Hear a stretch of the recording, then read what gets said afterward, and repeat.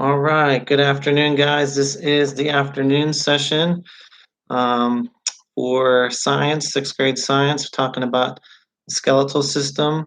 Um, Gonna wait a few minutes here, maybe a minute to see who checks in here. So, good afternoon. I'll just type in the bar here. Hopefully, you guys are having a wonderful day so far. So you can chat with me if you have any questions. Um, Project. All right, and or anything on the skeletal system, which I'm going to review with you guys today. All right, hi Gus, good to see you on here. Thanks for checking in. Any questions that you may have right now, Gus, on the skeletal system?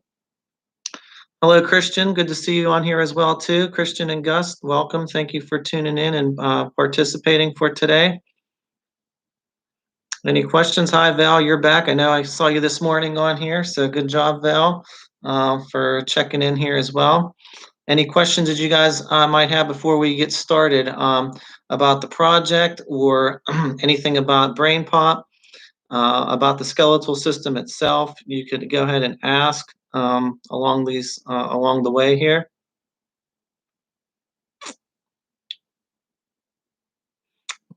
All right, well, I'm going to wait like another minute. At least you guys have checked in here. Okay, great. Val, go ahead. Shoot with your question that you may have right now, Val.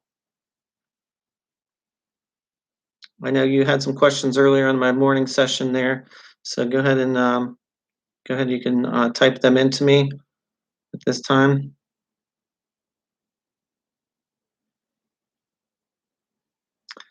Okay, yeah, Gus, I know I talked to your dad last night, or was messaging your dad last night on his phone. So thanks for I had the wrong email address there on Microsoft Teams. So sorry for that inconvenience. So just keep up with some of the work. I know there's about 8 assignments that I already put out there already. So just kind of make sure you're keeping up with those assignments. You could send them to me through email or on Microsoft Teams. I'm checking them throughout the day, so you could check there.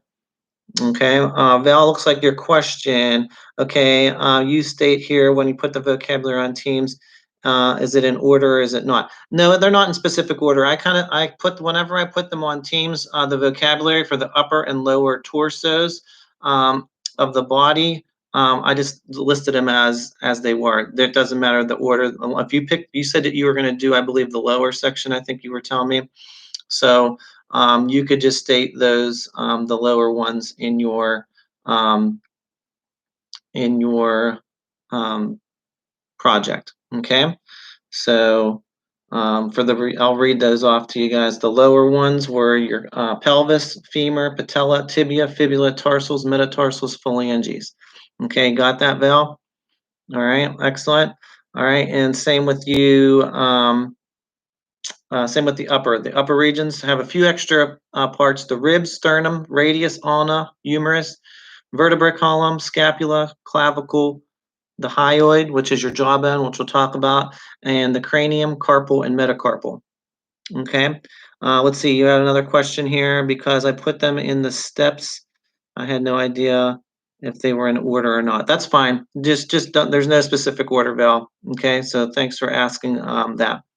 All right, well, I'm going to go ahead and get started here right now and start off with talking about why are bones important? What are some functions of bones? I went over that on Monday.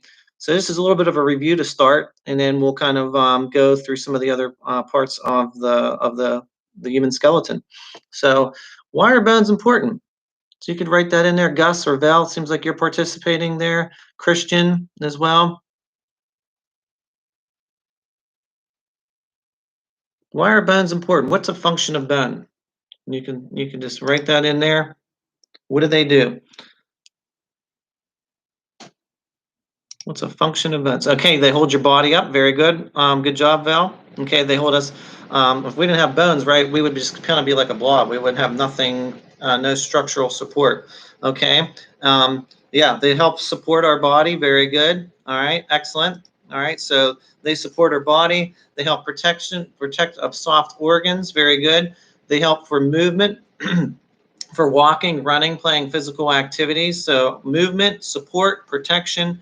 They store minerals and fats, and they also are blood cell formations. Inside bone, they create the blood cell formations that we talked about from white blood cells, red blood cells, platelets, which we talked about in the last section on the circulatory system. So very good. Thanks for participating and providing those answers there. All right. Do you remember how many bones were in the human body? How many bones were in the human body? I stated that. This is pretty interesting. It's a pretty big number, right? How many bones do we have in our human body?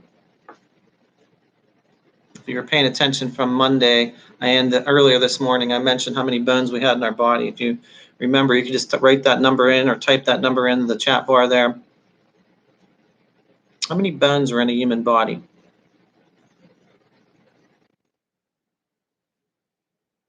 Very good, Val. Yeah, 206 bones. That's quite a lot of bones, right?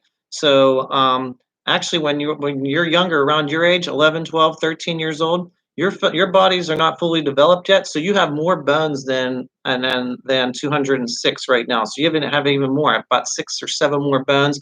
What's going to happen is those bones are going to fuse. Okay, yeah, at birth you can have up to about 300 bones, and then as you get older and develop, those bones fuse into others and they help the development with that. So good job. So at birth, there's around 300 bones.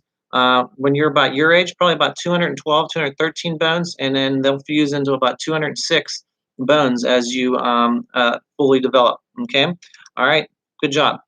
Now there were 2 basic types of bony tissue or bone tissue.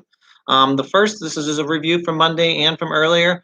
One is called compact bone. These are the hard outer areas of the bone are called compact bone. And then the inner parts of the bone are called spongy bone. Okay, they're small needle-like pieces of bone. They have many open spaces between them. So those are some of those. Looks like Bill had a question here. It says, do we have more bones in our neck than a giraffe? Actually, we have the same, 7. All right, so good job there, Val. I'm going to talk a little bit about that later. With the giraffe in our neck, we have 7 in our vertebral. We have the same amount as a giraffe, even though a giraffe's much larger species than what we are. I'm going to talk about the bone classifications on their shape next. What were some of the classifications of the bone shapes? Do you remember what were some shapes of bones? There was 4 of them that I went over on Monday that were kind of important here. What were some of the shapes that they could be? Think about some of the bones in your body and what shapes can they be? There were 4 types of shapes. The bones are classified by their shape. And there were 4 that I went over specifically. So just think about some of the shapes of the bones in your body. So if you could write your answer in the chat bar there, that'll be great.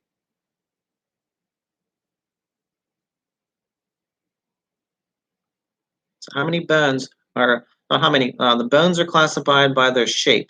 So there were 4 specific shapes that I went over. Very good. Looks like Val stated there are long, there are short, there is flat, and irregular shapes. Very good. And I'll go through each one just to review. Long bone. A long bone would be considered your arm, okay, or your leg. So the bones are longer than they are wider. Short bones, okay, would be an example like your wrist or your ankle. All right, they're usually square or shaped like a cube. All right, and then flat bones, they're curved, okay, such as your skull, your sternum, which is your breastplate between your chest, okay, and irregular shapes are going to be odd shaped bones. So your vertebrae, like your backbone, is going to be irregular shape, and your pelvis, which is your hip area, they're going to be irregular shapes. So good job, Belle, on answering that. Nice job. Okay, I'm just going to talk next about some parts of the skeleton. Remember, there were 2 specific types of skeletons or to the human body. The first one we talked about was called the axial skeleton, and the other one was called the appendicular skeleton. Do you remember what parts were included with the axial skeleton? Anybody on here? If you could want to write your answer in the chat bar while I prepare some information on your axial skeleton and what they include. There was really 3 specific areas that your axial skeleton includes. I'll give you guys a minute maybe to look through anything that you may find on that. Okay. The axial skeleton includes these 3 areas. There's 3 areas. Remember what they are. This is just a little bit of a review from Monday.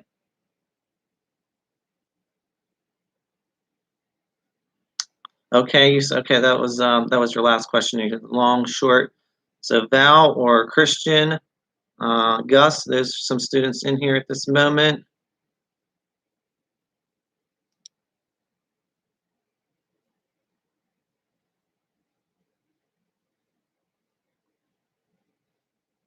Okay, well, the axial skeleton, I'll still wait if you want to provide an answer there too. I'm going to continue going over it just so in case you forgot, the axial skeleton is the skull, your head, the vertebral column, and your ribs include your axial skeleton.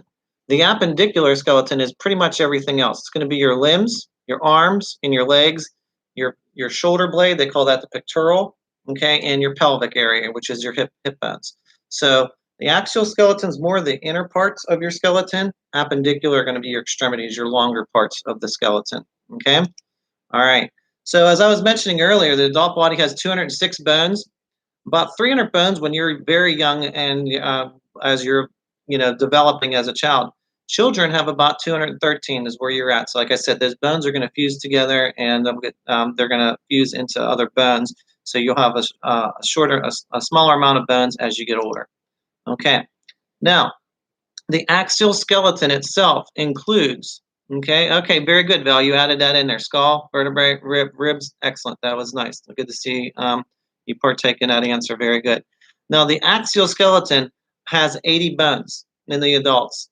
In adults, about 87 in children.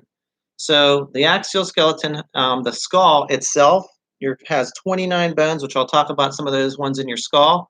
26 are in your vertebral column, your backbone. 24 are in your rib area, and then 1 is the sternum, which is the chest plate there. Okay, so like I was saying, 29 bones in the skull. 8 of them are going to be in your cranium. That's the top of your head. Okay, that's kind of divided into certain sections on the top of your head. 14 are in your face, like your cheekbones, above your eyebrow, that area, your nose, where your nose would be.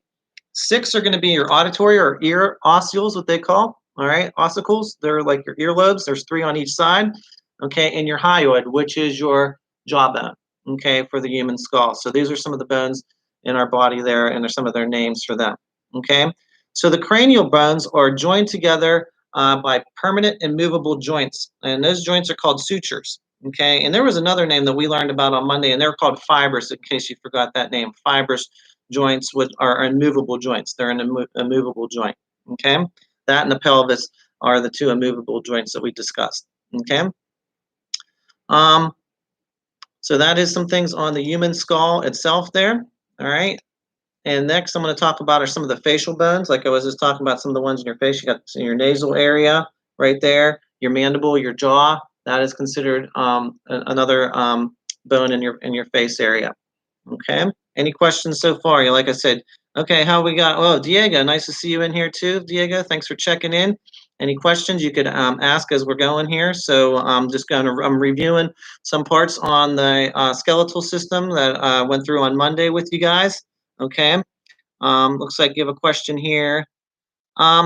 Yeah, that's a good question there, Val. Who came up with the names of these bones? A lot of scientists actually came up with these names of the bones. So a lot of them come up with scientific names. Sometimes they're named after certain people, but that's a good question. But a lot of scientists usually come up with these names for these bones. Okay. All right. Excellent. So we're talking about well, the jawbone was the last one I kind of went into on some of the facial bones that we were talking about. The next part I'm talking about is the human vertebral column. Okay, it's pretty long. It's actually about 70 inches long. That's your backbone from the back of your neck all the way down to your tailbone. All right, and that makes up there's made up of 33 vertebrae, and some of the vertebrae fuse together. So there's only about 26, kind of like those bones. Like I was saying, they fuse together in between there. So they're kind of broken down into some parts. The upper part are called the cervical vertebrae. The middle part is called the thoracic, because that's where the chest is there, that area. The lower back is called the lumbar. And then you got the tailbone area, which is called the coccyx, and the sacrum and the coccyx, and we'll talk about those ones too. So in this section right here, like I was saying, the human vertebral column is about 70 inches long, and it's curved like a letter S. So it kind of it has like a slight curve in it. Okay. All right, and these curvatures are the vertebral column. So the cervical and lumbar curvatures are usually directed forward, and the thoracic and sacral curvatures are usually going backwards. So they kind of twist a little bit. So the curvatures help keep your posture erect and straight, and then it helps us when we're walking, like our what they call bipedal locomotion. Okay, all right, excellent. All right, so that's the human vertebral column. Like I was saying, it's divided into 5 regions: the cervical, the top part; the thoracic, the middle part; the lumbar is like the lower end; the sacral and caudal is kind of where your tailbone would be. Okay, so that is the human vertebral column. And like Val was mentioning too about mammals, mammals have the presence of 7 cervical vertebrae. She mentioned there too about giraffes. So yeah, humans, rabbits, rats, giraffes, they have 7 cervical vertebrae in their neck. Okay, which makes them unique. Okay, for that species. All right. Okay, so the thoracic vertebrae, that's the middle part. There's 12 in that number in that place there, and that's where the ribs are attached. I was mentioning about the ribs; they're attached to the thoracic vertebrae, on your backbone there too. And the lumbar, which is just below the ribs, is the largest and heaviest part of your backbone. So that pretty much makes up the bottom part of your backbone there. All right. And then, like I said, the coccyx is another name of like the tailbone area and the sacrum. Those are the very bottom parts there. So let me talk a little bit about the ribs next, since I mentioned those there earlier. Okay. The ribs in humans, ribs, there's about 12 pairs. There's 12 pairs, so that's 24 ribs. So there's 3 types. The first 7 pairs they call are the true ribs. The next 3 underneath those are the false ribs, and the last 2 pairs are called what they call floating ribs. And I'll talk about what the floating ribs. The floating ribs actually protect your kidneys, because your kidneys sit lower below your ribs underneath that area. So they call those last few the floating ribs there. Okay. So they vary in, like I said, different species.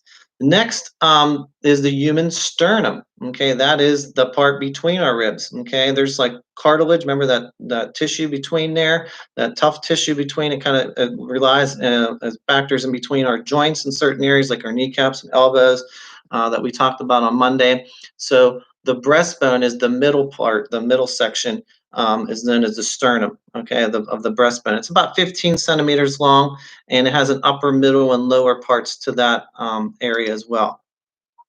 All right, next I'm going to talk about is the appendicular skeleton. These are your extremities. These are the areas that go from your arms and your legs and your pelvis region. I covered the middle parts of the body, like the head, the cranium, the ribs, and what they call the backbone. They call that the axial skeleton. Now I'm going on to the appendicular. This is, like I said, this is just review. Unless you guys have any other questions, I'm kind of going back and forth here. So that's kind of how I've been doing this here. So just stop me if you need have a question. I can see what you're chatting there too. So the appendicular skeleton, there's 126 bones in this area. 6 in the girdle. The girdle is usually your pelvic area and your pectoral area, like where your shoulders are at. And there's 120 in the limbs. Okay, so there's a lot of bones around the limbs. That's your arms and your legs. So let me go ahead and talk a little bit about the pectoral girdle, known as the shoulder girdle. Okay, this consists of 2 bones. One's called the scapula. I have that one listed on your list there for your project there too, along with the clavicle. Okay, and these are the upper parts of the bone. So the clavicle is actually like your collarbone area, and scapula is the back shoulder blade. Okay. All right, so that's where those would be located. Clavicles, also, like I said, known as the collarbone, and they also call it the beauty bone. Is another name for it too. All right, so that's the pectoral girdle. Now the pelvic girdle, that is known as your hip bone. Okay, and that is where the joints between your leg and your hip will meet for when we're walking, and there's cartilage in between that area as well too. So the pelvic girdle is known as the hip. Okay, all right. And then I'm going to talk about your limb bones next. Now these are your arms, and then I'll eventually go into our legs. So we're going away from the body, like I said. So we went from pectoral girdle to pelvic girdle. Now we're going to the extremities to where they connect into. As our pelvic girdle is where the hip bones connected to those leg bones there, and in your upper pectoral girdle, that's where your arms are attached into. All right, so the upper part of the arm is called the humerus. That's this bone right in here of your shoulder, like connected into your shoulder. That's the upper arm bone. Okay, and then you have a radius in ulna. These are your arm bones. So the ulna is the longer outer bone. Okay, it goes along this area is the ulna. Okay, and the radius is the shorter inner bone inside here. All right, and they have nutrients and so on that can be stored in these areas there too. Okay, a lot of the bones have in our bodies have ability to store vitamins and minerals and so on for nutrients that we need for survival.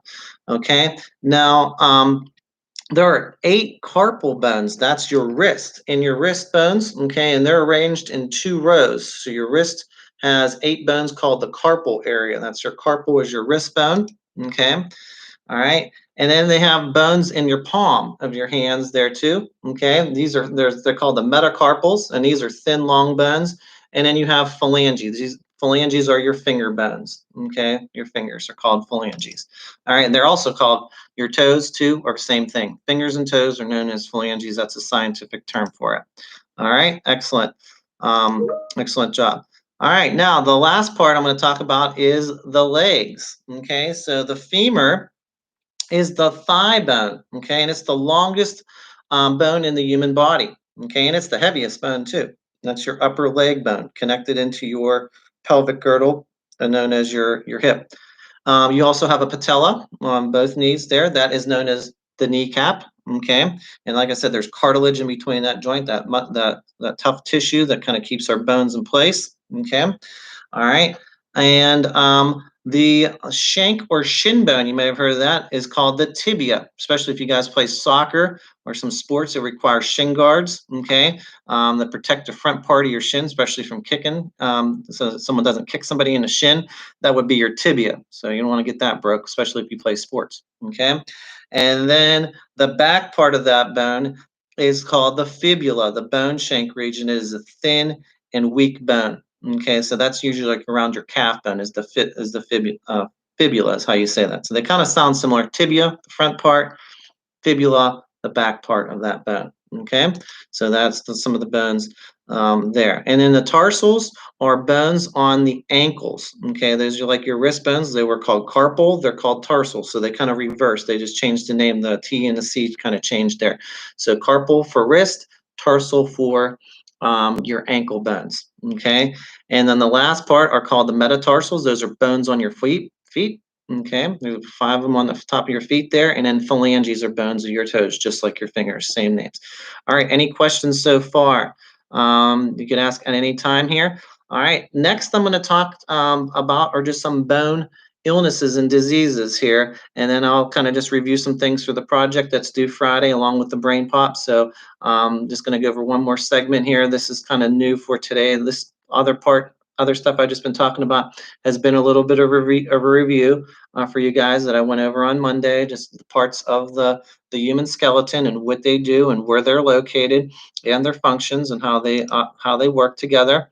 Okay, they all work together with other body systems. We studied the circulatory system, we studied the respiratory system and the digestive system. So all these parts kind of all work together to function as an organism here. So as all these parts come together, they all kind of build relationships with other parts of the body, and they work together, especially with nutrients and blood flow, kind of with the circulatory system we talked about, especially with bone marrow, which I'm going to get into next as well. All right, any questions? Like I said, feel free to ask at any time here. Okay. All right. So now I'm talking about some conditions or diseases of the skeletal system. You probably heard of this one before, called arthritis. How many people have heard of arthritis before? You can write down in there. Maybe you know somebody in your family that has arthritis. If you want to write something about what you might know about arthritis or what it is. So, okay. Yeah, actually, one of our students, thanks for mentioning that. Looks like Diego mentioned one of our students. I'm not going to say specifically who, but he does have a form of child arthritis. Okay.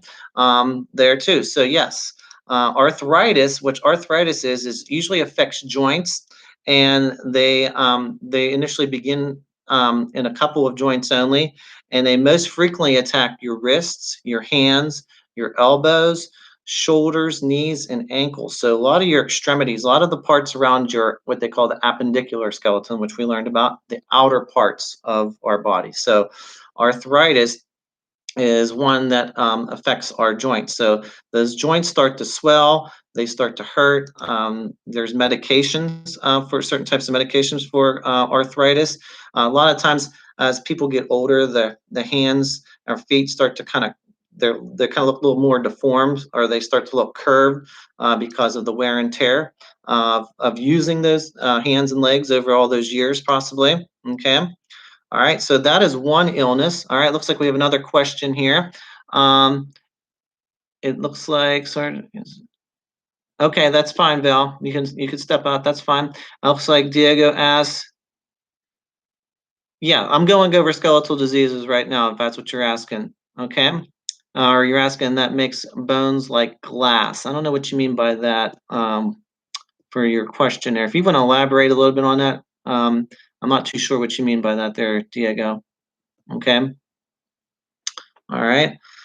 All right, so the first one I went over was arthritis. This next one I'm talking about is called bursitis. It sounds like arthritis, but this is inflammation of the bursa sac, which is usually on your elbows and your knees there. So this can become inflamed from injury or infection, and it's localized pain or swelling. So what happens in this one is like your knee joints or your elbow joints will start to like get like a large portion of like an inflammation, a red coloration of start to swell up. That's what that's called. Bursitis is the name of that illness there. And that's another skeletal type of illness. You may have heard of this one before too, if you played sports or you're playing sports, is one called tendonitis.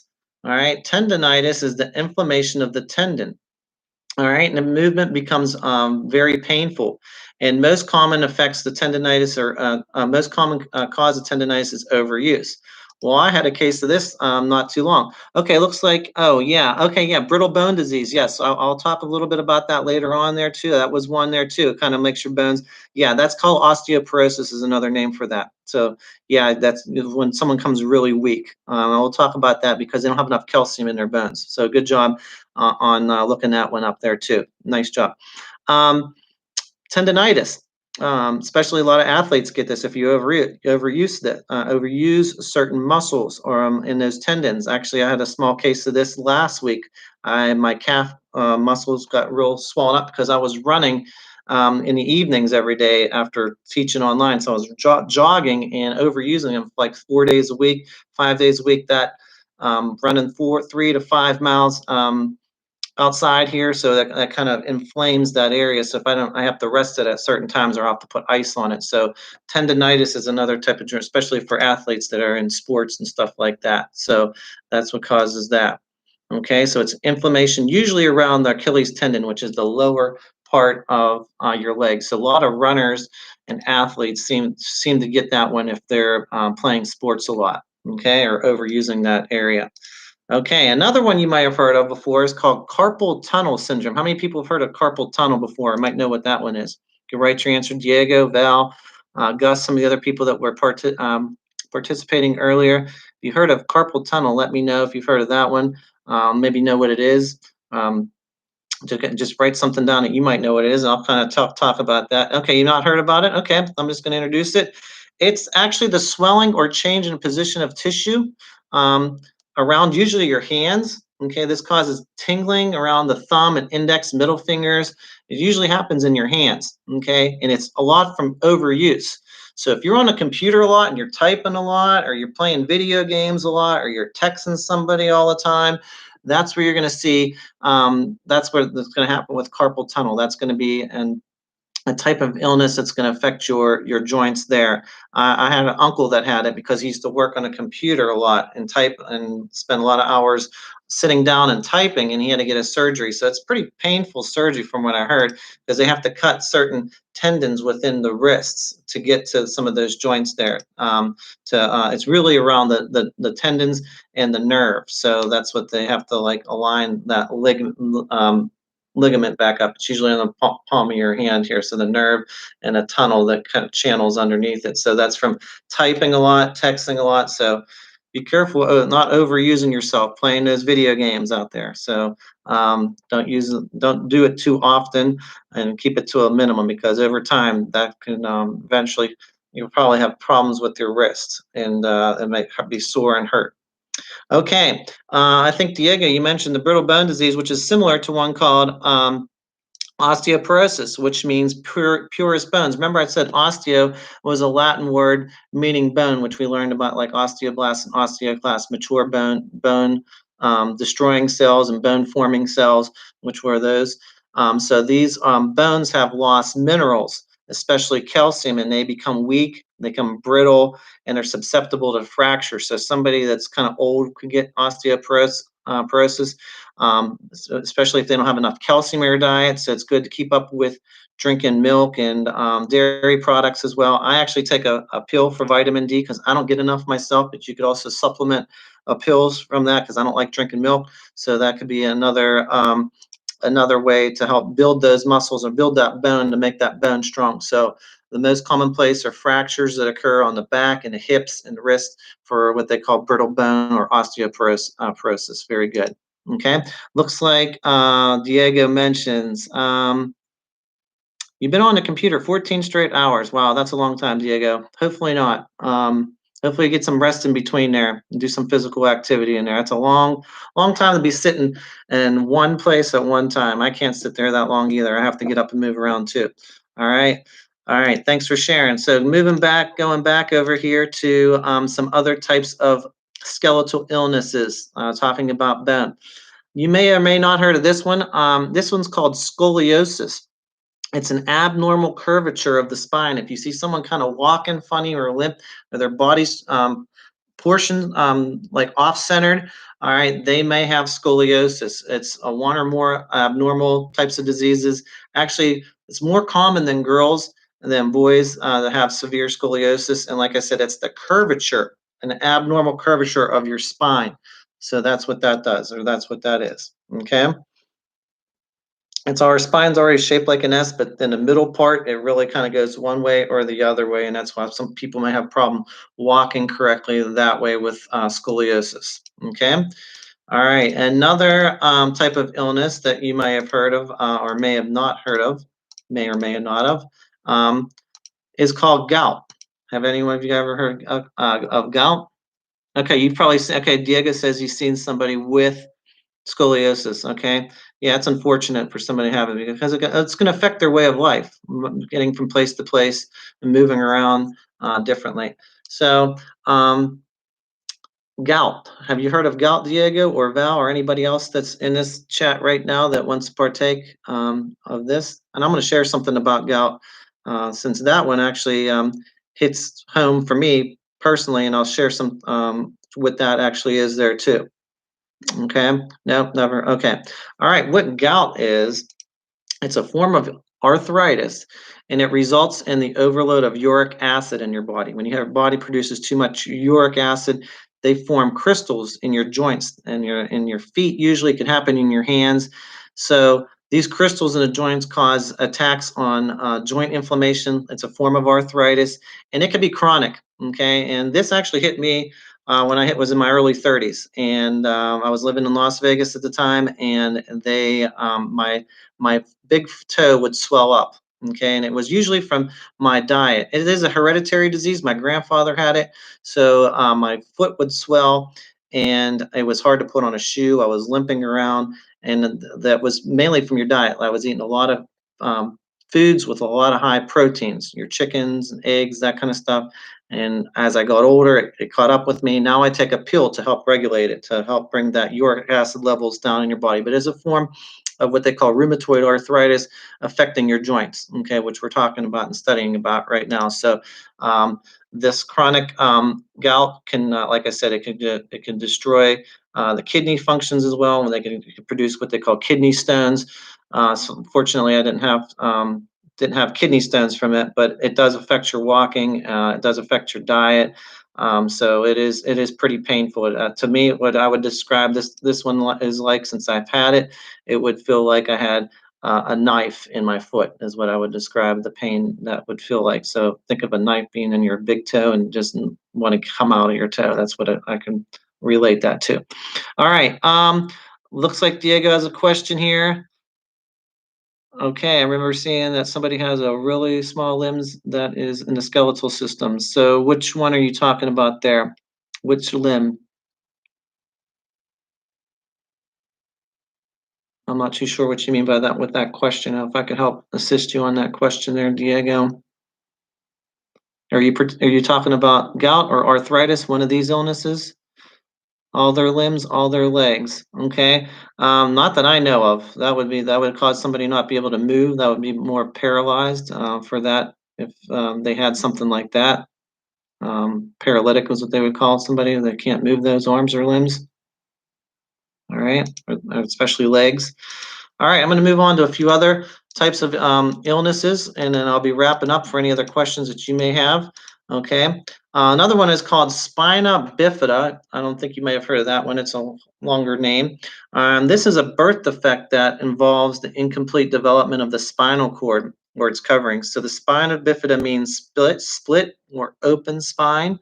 Okay, so this is a condition that's detected before a baby is born and treated right away. So that affects the lower part of the spine. It doesn't have a whole lot of curvature, but it builds up in the spinal fluid, and it's like kind of portrays out the bottom part of the back. It's called spina bifida.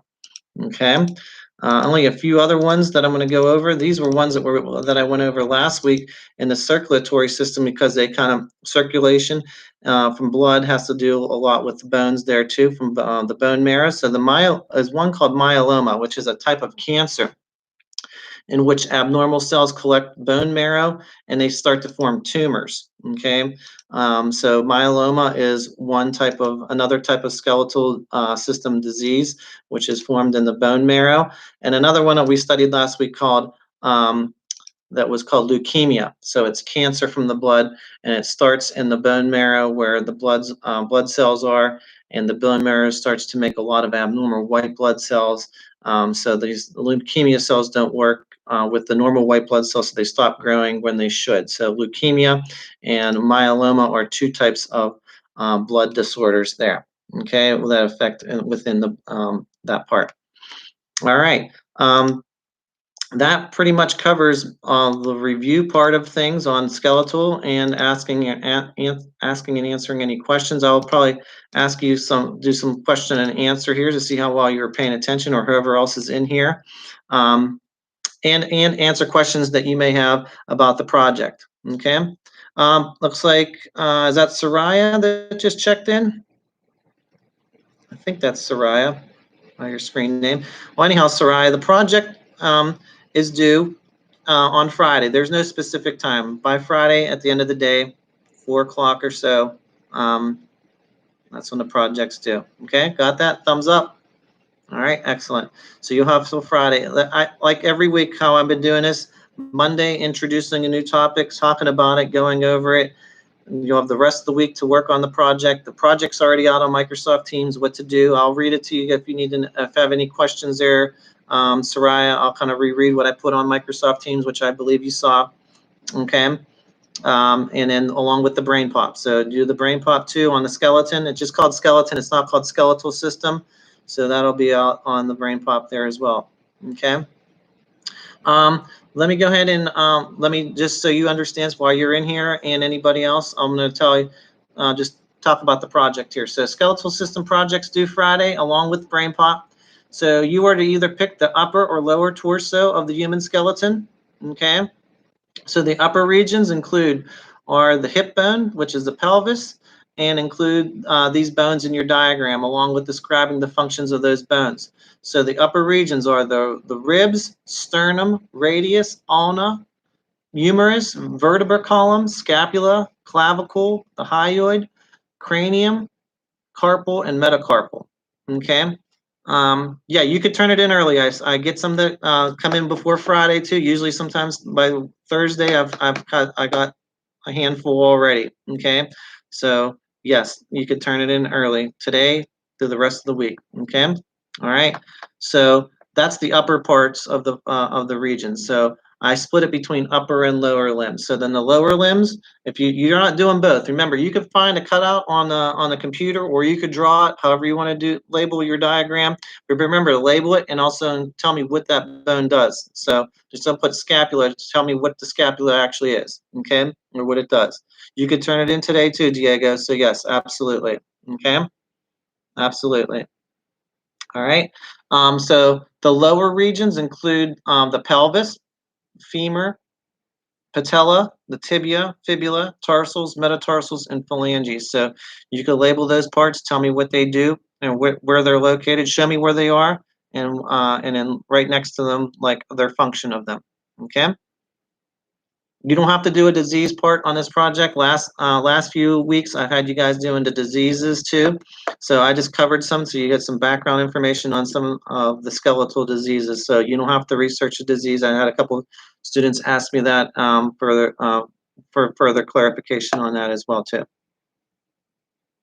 All right. Any other questions about the project? Don't forget Brain Pop. My advice for Brain Pop, since I can't go back and reset it, is to do the video first, then do the vocabulary, since I assigned the vocabulary with it too, and then go back and take the quiz. Okay, so to increase you to get a better score on that.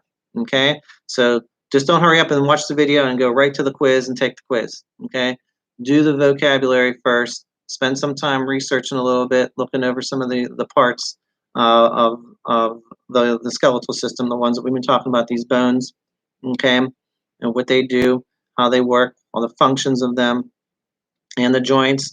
I'm going to review a little bit about joints here with too. If you want to include joints in your project, that'll be great as well too. I did not state that in there, especially the immovable joints, slightly movable joints, and then freely movable joints, and they're kind of classified differently in there. So you can add that. I would probably add a little extra credit part with that if you included the joints. I did have Val ask me that earlier this morning for the same question on that. So if you want to include the joints, that'll help add to the project there for your extra credit part of it. Okay?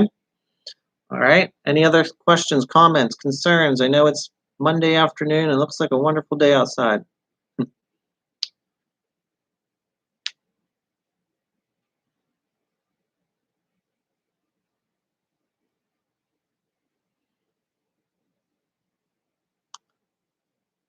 All right, Diego, are you still in here? Soraya, Val, if you're in here, let me know so I can ask you a couple extra questions here, especially the ones I was just talking about with the joints itself, types of joints. And remember, a joint is a place where two bones come together.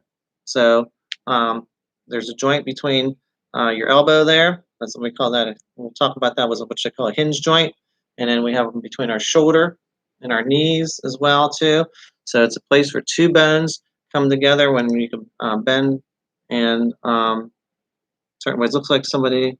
Okay, Diego, do you remember what type of joint? These are called synovial joints or freely movable joints.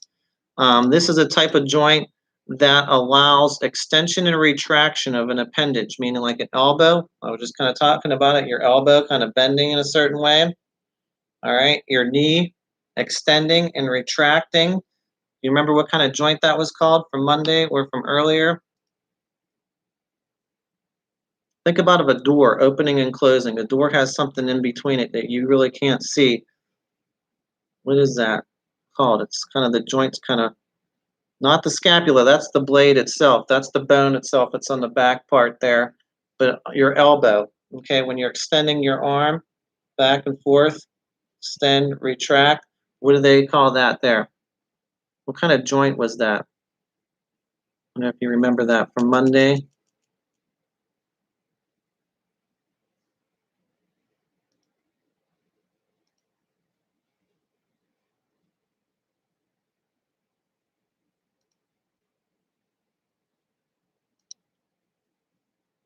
Okay, I'll put this in case you forgot. That was called a hinge joint.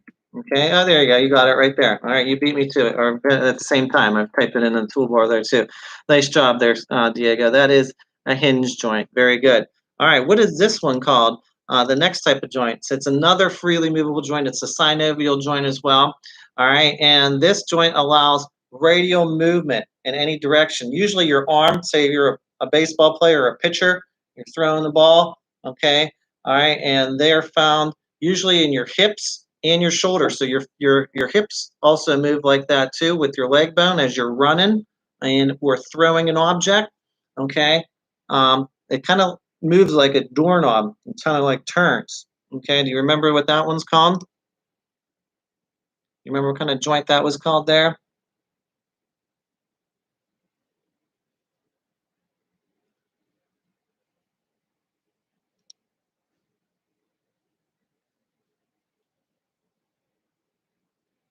So this joint allows radial movement almost in any direction. It's found in your hips and your shoulders. Okay, when you throw like a baseball, it's gonna, and even when you're stretching, you can move it in lots of different directions there. Yes, very good. Nice job, Diego. That's the ball and socket joint. Okay, so it does have free motion. So you're throwing, you're moving your arm, and that rotator, they call it like a rotator cuff. All right, it's that ball and socket joint. So help you move your arms and swing your arms in that direction. Very good. All right. Another type of joint, Diego, or anybody else in here that wants to participate here. This is one that slides past one another, and your feet and ankles, your wrists and your ankles, as you do this with your arm going back and forth. All right, they slide past one another. What kind of joint is that called? As you move that arm, it's going back and forth. What kind of joint was that one called?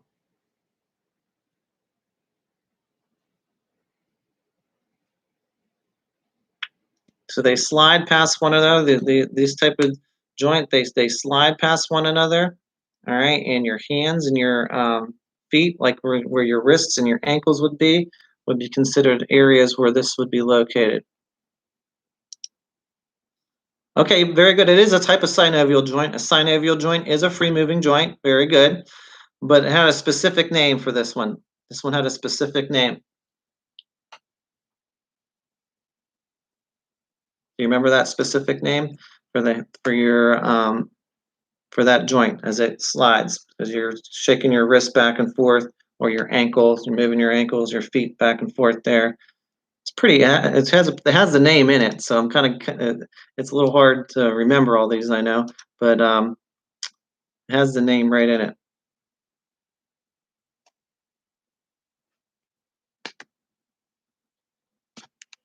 Okay.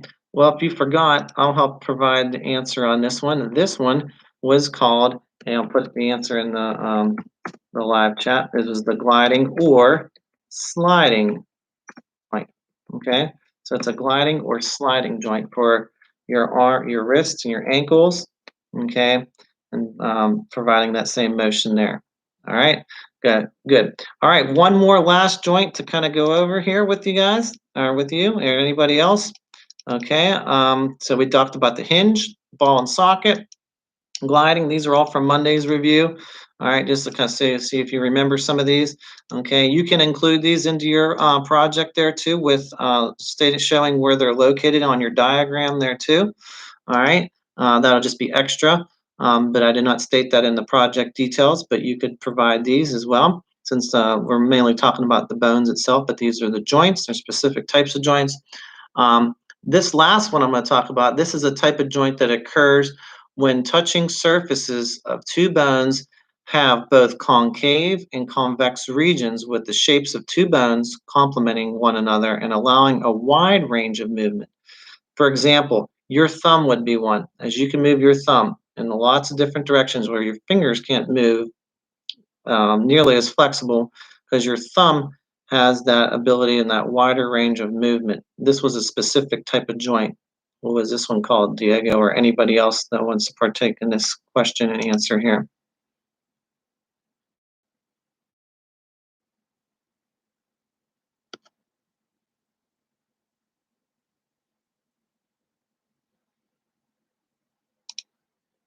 Okay, this was a type of joint allowing a wide range of movement. For example, your thumb would be this type of joint. See if you remember this one from Monday. It was a review.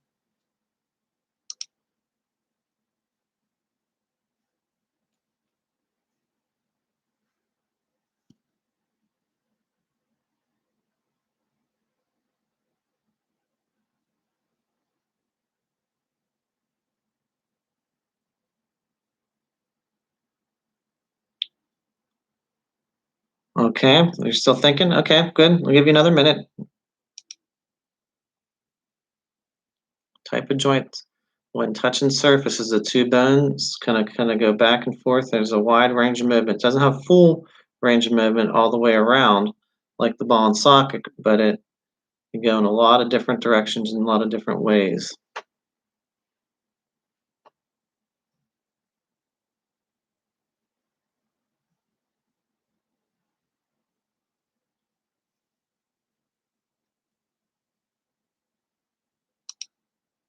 Yes, very good. Nice job. Is the saddle joint. You found it. Nice job. Is the saddle joint. So the saddle joint is the one around the thumb for that wide range of motion. Very good. Excellent. All right. All right, excellent. So that covers a lot of the things that we talked about from yesterday today on joints, on the skeleton, the axial and appendicular skeleton, and the functions of bones, types of bone cells, the classified shapes of bones, some facts about the bones and how many bones in the body, the types of bone tissue. So we covered a lot on bones in general. So again, just to restate, your project is due Friday. Okay, you're picking the upper or lower torso above or below the pelvic region, okay, your hip bone, and providing details in a diagram picture and labeled and functions of what the bones are and what they do. So I'll be looking for that on Microsoft Teams along with and or email and along with your brain pop, which was a video. And like I said, do the video first, then do the vocab next before you go take the quiz. All right. Do you have any other questions, Diego, or anybody else in here? Because I have about a few other people in here too for this afternoon session. Like I said, you could always communicate with me through Teams.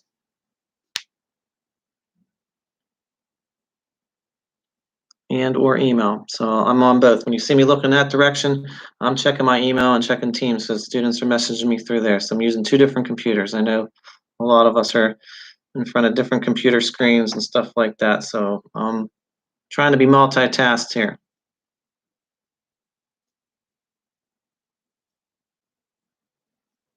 Okay, looks like Diego says, okay, you have to use, that's fine. You can check out for today. That's fine. I'm about to end my session anyhow here shortly. So if you don't have any other questions, you can email them to me. I'll be looking for your project on Teams and email. So good luck getting that in. You could get it in early like you asked. If you turn it in early, absolutely. So like I said, usually by Thursday, I got a handful of projects already done. Usually Friday's the due date, so I see more come in over the weekend and stuff like that. So good job for today, and thanks for participating, Diego, for this afternoon, and Val and Gus, who were in here earlier that were communicating on some of these questions, and Soraya, okay, and Christian. So I've had quite a few that at least were asking questions or checking in on what to do and getting the information. You guys been on top of things so far. So it's people in here. So thank you for getting the work done. And I know this is under hard times trying to figure out the whole learning system and getting work done. And you're stuck at home and just wish the guys could see you guys soon. So hopefully you're finding time to find other things that are enjoyable too, other than being on a computer or playing video games or watching movies the whole time.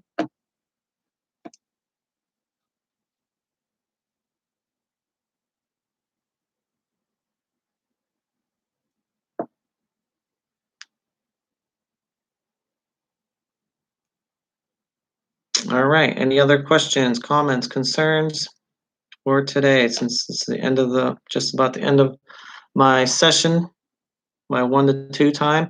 I'll be back on Monday. Monday's the longer time I'm here. 8:30 to 9:30, 1 to 2, and then 5 to 6, and then again back on Wednesdays, 8:30 to 9:30, and then 1 to 2.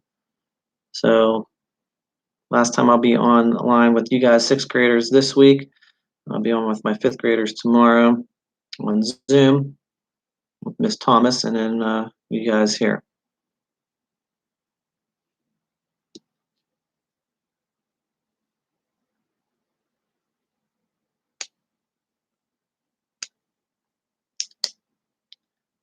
Okay, well, if there's no other questions, Oh, somebody else checked in here. Let's see if somebody else popped in. If you have a question about the project, time's asked here before I end the session. If you have any questions, please ask now.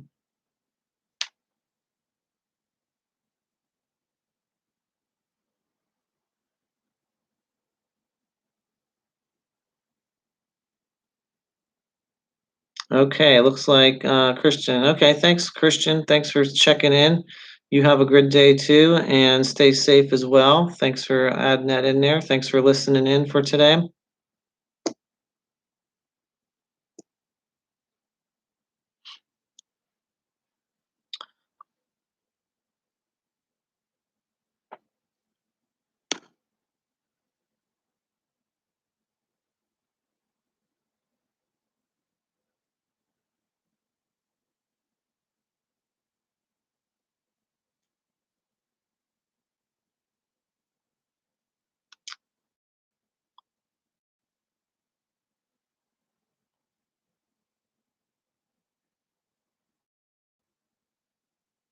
Okay.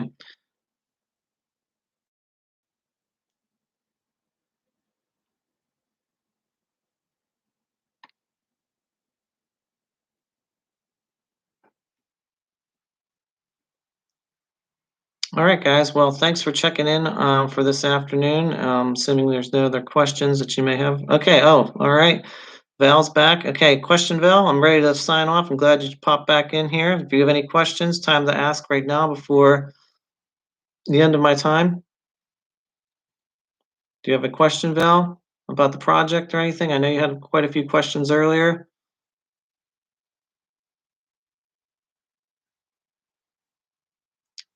So project's due Friday and brain pop, so make sure you get that turned into me. You could turn it in early if you get it done early too. So like you absolutely could get the work turned in by today or tomorrow if you get finished with it. Okay, no, you don't think you have any questions? Okay, good. All right, well, I'm glad you came back in and checked back in with me, and thanks for participating. You did a nice job earlier today, and you've been doing a great job getting your work in. So, good job for being where you need to be on each day here too. So, thank you, Val, for all the hard work you're doing. Okay. All right, excellent. All right, I'm going to sign off for today. So thank you guys, and I will see you guys back here on Monday. So have a good rest of your week and get your project turned in by Friday and have an enjoyable rest of your week. All right, guys, signing off. I'll talk to you guys later. Have a good rest of your day. Goodbye.